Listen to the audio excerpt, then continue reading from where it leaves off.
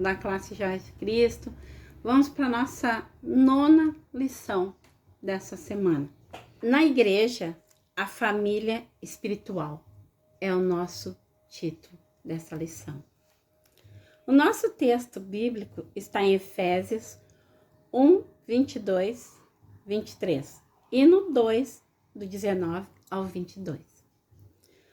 O nosso texto destaque: assim vocês também, unidos com Cristo, estão sendo construídos junto com os outros para se tornarem uma casa onde Deus vive por meio do seu Espírito. Está em Efésios 2, 22. Nossa lição de hoje vai falar sobre o que é a igreja. Sabemos que a igreja, na antiga Grécia, as pessoas se reuniam nas praças, em assembleias, para tomarem uma série de decisões políticas. Lá, elas discutiam, discursavam e debatiam assuntos importantes para a vida do povo. Os santos escritores da Bíblia usaram a palavra assembleia para traduzir o termo igreja. A palavra igreja significa chamados para fora. É um grupo de pessoas reunidas por Deus na pessoa do seu Filho Jesus Cristo, que reconhece a soberania e a graça divina de serem chamados filhos de Deus. Igreja é a assembleia de pessoas convocadas por Deus para tomar decisões concernentes ao seu reino, sob a orientação do Espírito Santo. Olha que maravilha! E nós temos o Espírito Santo que nos dá esse direcionamento, que nos dá essa orientação, que nos mostra como fazermos. Por isso, quando vimos o termo igreja na Bíblia, esta se refere a uma assembleia reunida, não em nome e nem por vocação de ser humano algum, mas por obra e graça de Jesus Cristo, o Filho encarnado de Deus. Pois foi o próprio Cristo que fundou a sua maravilhosa igreja. Portanto, eu lhe digo, você é Pedro, e sobre esta pedra construirei a minha igreja, e nem a morte poderá vencê-la. O Senhor nos diz que nada prevalecerá contra a sua igreja, contra o seu povo. E nós podemos falar hoje que nós fazemos parte dessa família, dessa igreja, porque a igreja somos nós, sou eu, é você, adolescente. Você que está no caminho, trilhando, seguindo os passos de Jesus. Você, adolescente, que pode, na sua escola, na sua rua, com seus amigos, até mesmo com seus pais, irmãos, primos, falar deste amor e falar de Jesus e falar que você faz parte de uma família a qual vai herdar o reino de Deus, o reino do céu. Olha só que coisa linda, né? Essa palavra que o Senhor falou para Pedro está em Mateus 16, 18. Você pode pegar a sua Bíblia e pegar a referência ali e ler ali. Mateus 16, 18. Pois também eu te digo que tu és Pedro, e sobre esta pedra edificarei a minha igreja, e as portas do inferno não prevalecerão contra ela. Nada prevalece. A igreja é a família espiritual de Deus. Um povo criado por ele para andar sob a direção do Espírito Santo, como eu já falei. E na esperança da volta do nosso Senhor. É bem verdade que a palavra igreja, em muitos lugares, se refere a um prédio, a uma denominação ou algo do tipo. Mas, segundo a Bíblia Sagrada, como igreja, queremos nos referir ao corpo universal dos santos, a Assembleia dos Santos. Pessoas de todos os lugares e de todos os tempos, adolescentes, jovens, crianças, adultos, idosos, não tem idade para nos tornarmos a igreja. Que creram no Evangelho e que vive uma vida de fé em Cristo Jesus. Nós somos muito privilegiados de pertencermos à família de Deus. Aqui diz assim: como adolescente cristão, você deve pensar seriamente sobre esta decisão de se tornar parte dessa família de Deus. Você crê no Senhor Jesus como o Salvador da sua vida? É uma pergunta para você, adolescente. Então, o que falta para chegar ao pastor da sua igreja e dizer: pastor, eu quero me batizar? Chegamos numa certa idade a qual nós já compreendemos o que é fazer parte dessa família e precisamos tomar uma decisão. A decisão de irmos ao batismo, de confirmarmos a nossa fé. A igreja é formada por pessoas fundadas por Deus, o nosso segundo tópico. O livro de Atos dos Apóstolos narra o início histórico da igreja em Jerusalém, a primeira igreja que aparece inaugurada após a ressurreição do nosso Senhor Jesus. Eram quase 120 discípulos que perseveraram em oração, aguardando serem revestidos de poder do alto, que é quando eles foram batizados no Espírito Santo. Está em Atos 1, 13, 14. Mais tarde, o Espírito Santo foi derramado sobre as pessoas que estavam reunidas em Jerusalém. Após a poderosa pregação do apóstolo Pedro, quase 3.000, vocês fazem ideia do que é? Quase 3.000 pessoas se converteram ao Senhor e tornaram-se seguidoras de Jesus Cristo. Está em Atos, capítulo 2, 41. Você pode imaginar num único dia, adolescente, todo esse tanto de pessoas aceitando Jesus.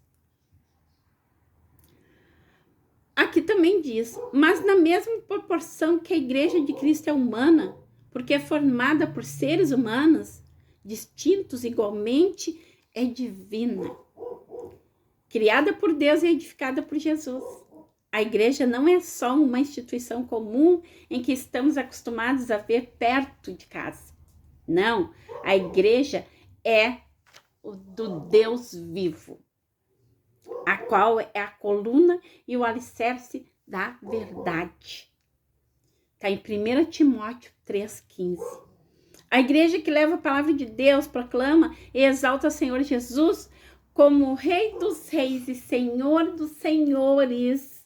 Antes de tudo, essa igreja é eu e é você, que nem eu já falei. Somos nós.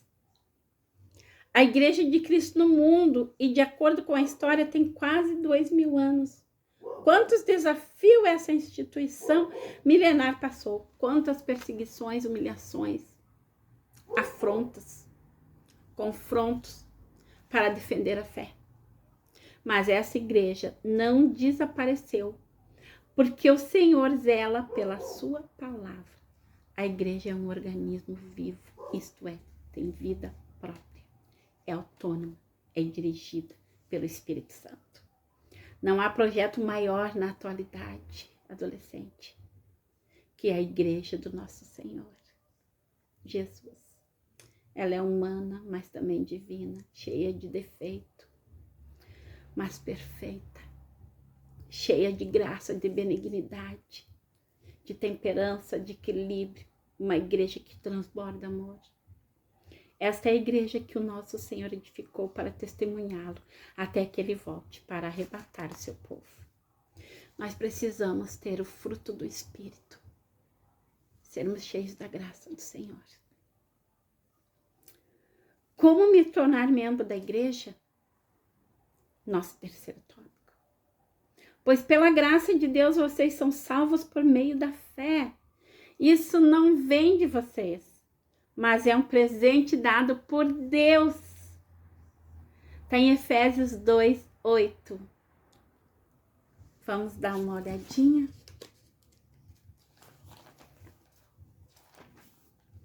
Efésios 2:8. Porque pela graça sois salvos, por meio da fé, e isso não vem de vós, é dom de Deus. Não vem das obras para que ninguém se glorie, porque somos feitura sua, criados em Cristo Jesus para as boas obras, as quais Deus preparou para que andássemos nelas. Oh, glória a Deus! Aleluias! Deus seja exaltado e glorificado.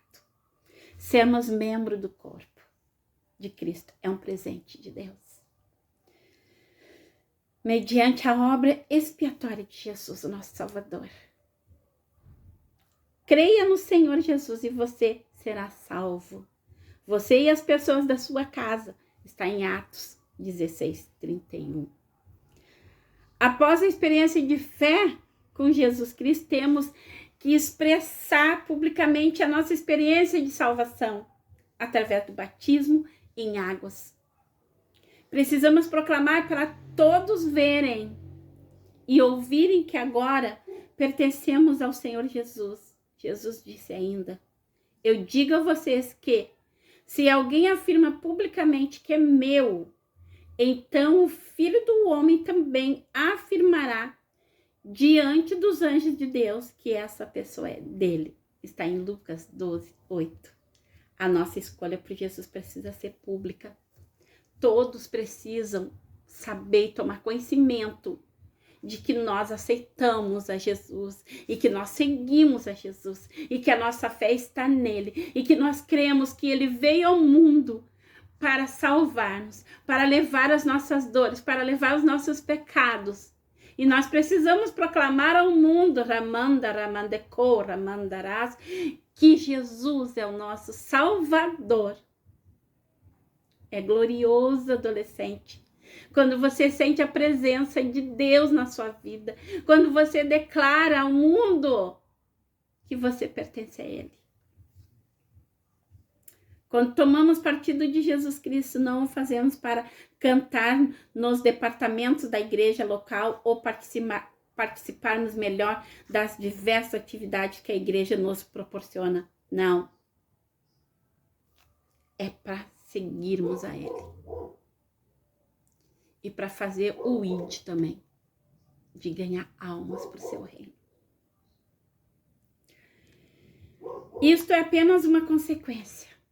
Tu trabalhar na obra, tu trabalhar nos departamentos, tu vir a se tornar um líder, um diácono, um obreiro aprovado, uma obreira, uma líder de círculo de oração ou de juventude. Isso vem. Aqui diz, isto é apenas uma consequência, mas devemos nos decidir pelo batismo por amor a Jesus, não pelos outros. Não faça nada que os outros digam para você. Ah, você tem que fazer. Não. Primeiro, tu espera, tu pensa se é realmente essa decisão. Tem que ser por amor a Jesus. Assim como Ele nos amou. Assim como Deus amou ao mundo. De tal maneira que deu seu Filho unigênito para morrer por nós. Aqui diz: desejar proclamá-lo a todos quantos se relacionam conosco. Quantos amigos, colegas e até parentes precisam de uma palavra vinda de sua parte, de nossa parte. Jesus é a nossa esperança e pode ser a esperança deles também. O nosso Senhor conta com você, comigo, com você, com aqueles que estão nele. Não tenha vergonha de Jesus.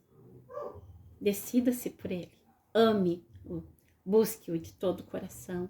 Então se cumprirá a palavra que diz: louvemos ao Deus e do nosso Senhor Jesus Cristo.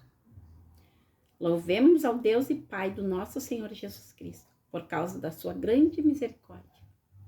Ele nos deu uma nova vida pela ressurreição de Jesus Cristo, Por isso, nosso coração está cheio de uma esperança viva. Reflita, pense. A melhor coisa neste mundo é aceitarmos Jesus como nosso Salvador e seguirmos a Ele e proclamarmos e falarmos do seu amor.